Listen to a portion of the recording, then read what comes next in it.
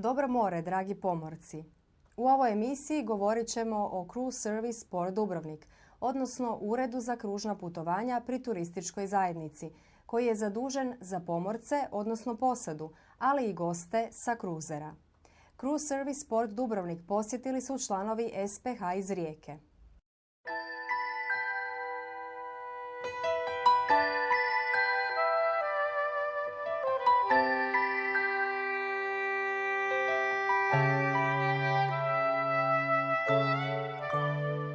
U luku Dubrovnik godišnje uplovi na 100 kruzera.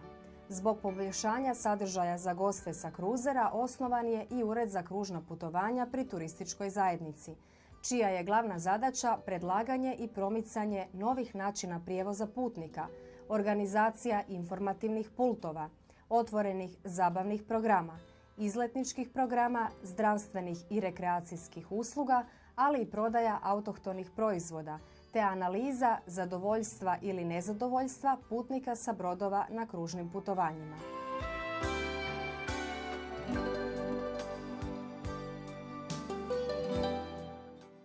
Siniša Golac i Predrag Rajlić voditelji su Cruise Service Port Dubrovnika, koji se nalazi unutar luke Dubrovnik.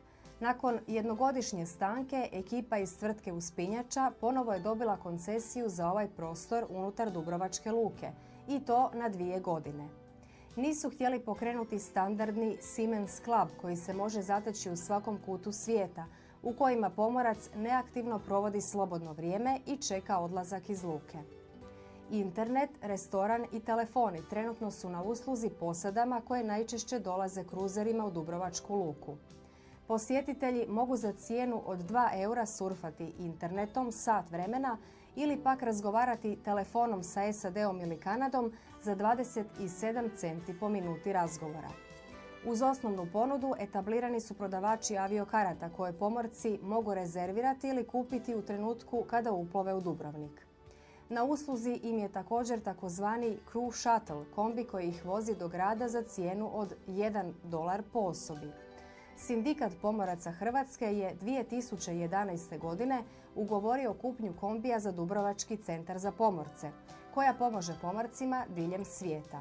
Ukoliko se pomorci nađu u bilo kakvim zdravstvenim tegobama, isti kombi služi za prijevoz bolesnika u obližnju bolnicu. Takva praksa je Dubrovačkoj bolnici donijela svjetski certifikat Royal Caribbean Medical Certificate.